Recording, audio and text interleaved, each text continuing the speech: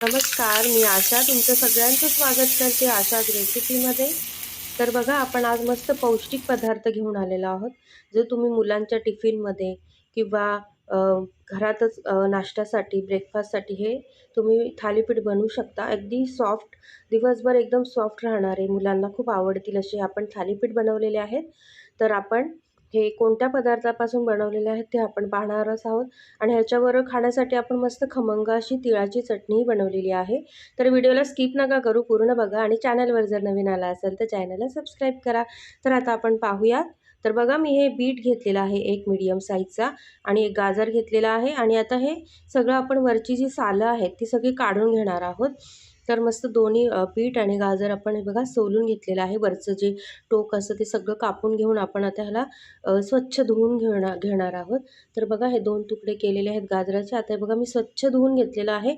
आता आपल्याला किसणीने ह्याला किसून घ्यायचं आहे. तर जी बारीक एकदम किस निघेल ना त्याप्रमाणे त्याच्याच किसणीने आपण किसायचं आहे. तर बघा, मस्त असं आपण हे किसून घेऊया. आता हे सगळं किसून घेतलेलं आहे आपण. आणि आता आपल्याला एक वाटण करायचं आहे. तर मी हे जवळजवळ 7 ते 8 मिरच्या घेतलेल्या आणि लसणाच्या पाकळ्या घेतलेल्या आहेत बघा. 10 ते 12 ह्या लसणाच्या पाकळ्या घेतलेल्या आहेत. आणि ह्याच्याबरोबर आपण टाकणार आहोत 1 चमचा मी हे जिरं घेतलेलं आहे. तर बघा, मस्त असं जिरं आहे 1 चमचा घेतलेलं आहे आणि 1 चमचा हे अख्खे धणे घेतलेले आहेत. आता ह्याची ओबडधोबड आपण जाडसर अशी पेस्ट करणार आहोत. तर आता एका भांड्यामध्ये आपण मिक्स पिठं घेणार आहोत. तर हे 1 वाटी मी बाजरीचं पीठ घेतलेलं आहे. 1 वाटी मी हे ज्वारीचं पीठ घेणार आहे.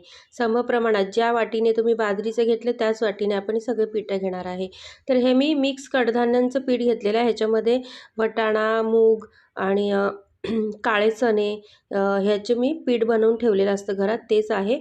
आणि हे मी अर्धी वाटी तांदळाचं पीठ घेतलेलं आहे, म्हणजे आपली थालीपीठ जे आहे खुसखुशीत होण्यासाठी. आणि हे बेसन आहे अर्धी वाटी, सॉफ्टनेस येण्यासाठी थालीपीठला, म्हणून हे अर्धी वाटी आपण बेसनाचं पीठ घेतलेलं आहे. तर आता आपण हे तीळ घेणार आहोत. हे भाजलेले तीळ आहेत. हे मी 1.5 चमचा तीळ घेणार आहे. तिळाने खूप छान लागतं हे थालीपीठ, तुम्ही नक्की ट्राय करा. आणि हा ओवा आहे, हा मी भाजून ठेवलेला असतो. तर हा ओवा आपण 1 चमचा घेतलेला आहे. हा थोडासा हातावर असा क्रश चोळून घ्यायचा आहे. तर बघा, आता आपण चवीनुसार मीठही टाकणार आहोत. जितकी पिठं आहेत त्याप्रमाणे मीठ टाका. आणि आता हे मी हिंग घेतलेलं आहे चवीनुसार. तर बघा, हे जे आपण पेस्ट केलेली मिरची, लसूण आणि जिरं आणि धन्याचं ह्याचं ओबडधोबड आपण जाडसर पेस्ट केलेली आहे. आणि हे मी गव्हाचं पीठ घेतलेलं आहे 1 वाटी. तर आता हे दोन्ही आपण गाजर आणि बीट किसून घेतलेलं होतं ना, तेही आता ह्या पिठांमध्ये आपण मिक्स करून घेणार आहोत. आणि भरपूर अशी कोथिंबीर पण घेतलेली आहे.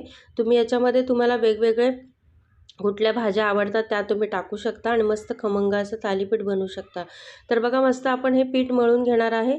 जसं आपण चपातीचं कणिक मळतो त्याप्रमाणेच हे मळायचं आहे. आता मी अर्धी वाटी थोडी हळद वापरलेली आहे. आणि ज्या मिक्सरच्या भांड्यात आपण ते वाटण केलेलं त्याच्यात थोडं पाणी टाकून हे खंगळून घेतलेलं आहे. आता थोडं थोडं पाणी टाकून आपल्याला हे पीठ मळून घ्यायचं आहे. जास्त पातळही नाही करायचं, जास्त कडकही नाही. ज्याप्रमाणे आपण भाकरीला मळतो त्याप्रमाणेच करायचं आहे.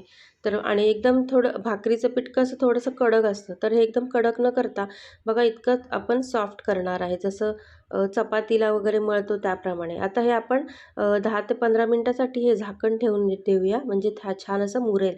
तर बघा, त्याच्यानंतर आपण ही चटणी बनवून घेणार आहोत. तर अर्धी वाटी मी भाजलेले शेंगदाणे घेतलेले आहेत. हे डाळवं आहेत अर्धी वाटी. आणि हे मी 2 ते 3 चमचे मी तीळ घेतलेले आहेत भाजके. आणि हे मी लसूण, मिरची आणि कोथिंबीर ह्याची मी छान अशी खमंग चटणी करून घेणार आहे, जी या थालीपीठाबरोबर आपण खायला देणार आहोत. तर बघा, मस्त चवीनुसार मीठही टाकून घेऊया. आणि कितपत तुम्हाला पातळ पाहिजे त्याप्रमाणे तुम्ही पाणी टाकून ही चटणी मस्त खमंग अशी वाटून घेऊया. तर बघा, मस्त आपली चटणी वाटून झालेली आहे. एका वाटीमध्ये आपण काढून घेऊया. आणि आता ह्याला आपण फोडणी द्यायची आहे. तर एका कढल्यामध्ये मी हे तेल गरम करून घेतलेलं आहे. आता ह्याच्यामध्ये जिरं, राई आणि कढीपत्ता याची मी फोडणी देणार आहे. हे बघा, मस्त असं खमंग फोडणी दिलेली आहे. आता ही चरचर फोडणी आपण ह्याच्यामध्ये टाकून मस्त ही चटणी तयार करून घेतलेली आहे. तर आता आपण पाहूया, आपलं पीठ मस्त असं मुरलेलं आहे बघा. आता आपल्याला ह्याचे थालीपीठ मस्त थापून घ्यायचे आहेत. तर एका पोलपाट घेतलेला आहे, ज्याच्यावर आपण चपाती करतो तेच पोलपाट घेतलेलं आहे.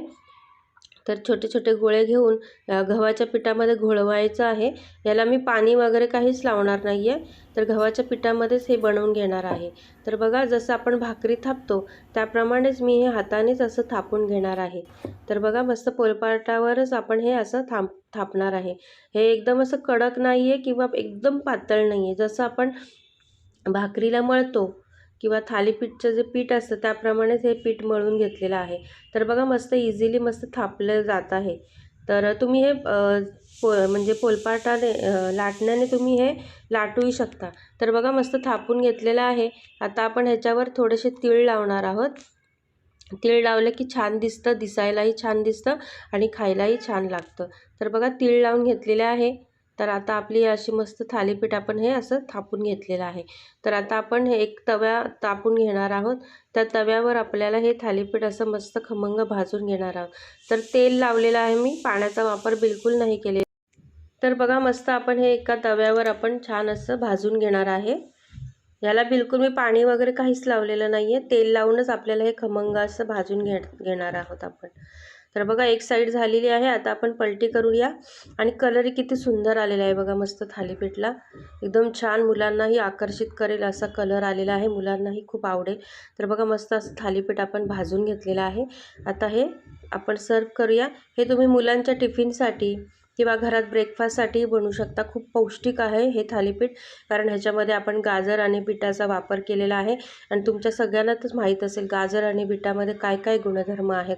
तर ह्याच्याकरता तुम्ही हे आपण सलाडमध्ये खाऊ, म्हणजे काही काही मुलं खात नाही सलाड दिल्यावर कच्चं, तर आपण हे असं मस्त पौष्टिक थालीपीठ बनवून देऊ शकतो मुलांसाठी. तर बघा, एकदम सॉफ्ट असे झालेले आहेत. हे दिवसभर एकदम नरम आणि सॉफ्ट राहणार आहेत. तर ह्याच्याबरोबर आपण ही खमंग चटणी पण केलेली होती, तीही दिलेली आहे, तीळ आणि शेंगदाण्याची. तर तुम्हालाही माझी रेसिपी कशी वाटली नक्की सांगा. आणि व्हिडिओवर जर तुम्ही नवीन आला असाल तर चॅनलला सबस्क्राईब करायला विसरू नका. आणि माझी रेसिपी तुम्हाला कशी वाटली तुम्ही नक्की कळवा. आणि तुम्ही बनवून बघा आणि तुमची रेसिपी कशी झालेली हेही नक्की कळवा. तर आता व्हिडिओला आपण इथेच बंद करूया आणि पुढच्या एका नवीन व्हिडिओसाठी आपण भेटूया. तर तुमच्या सगळ्यांचे खूप खूप धन्यवाद. श्री स्वामी समर्थ.